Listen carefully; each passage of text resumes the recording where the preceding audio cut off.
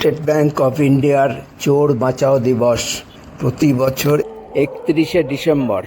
এটা CCTV footage. 2018 সালের 5ই June state ব্যাংকের মালদা ব্রাঞ্চে আমার কাউন্টার থেকে চোর 53,000 টাকা চুরি করলো। 1.5 মাস পর উজ্জ্বল কুমার ও বিশাল কুমার আমার ওপর ভয়ানক অত্যাচার করা শুরু করলো। চোরের সঙ্গে চক্রান্ত করে স্টেট ব্যাংক কর্তৃপক্ষ ব্যাংক থেকে কিছু চুরি হয়নি, ওটা সাজানো ঘটনা বলে মিথ্যা প্রচার করলো। স্টেট ব্যাংকের সব ধরনের সমস্ত স্টাফ এই চক্রান্তে সামিল হয়েছিল। প্রাণে বাঁচতে আমি চাকরি ছাড়তে বাধ্য হলাম। 31/12/2018 তারিখে বিকাল 5টায় আমার চাকরির মেয়াদ শেষ হলো, স্বাভাবিক সময়ের অনেক আগেই।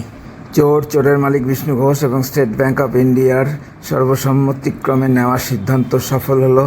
চোরের গায়ে আঁচড়ও লাগলো না, চুরি করা টাকাটাও ফেরত দিতে হলো না। স্টেট ব্যাংকের তরফ থেকে মসৃণভাবেই আমার বিদায় ঘণ্টা বেজে গেল। স্টেট ব্যাংকের এত নিখুঁত পরিকল্পনা কোনো রকম প্রতিরোধ ছাড়াই বাস্তবায়িত হলো।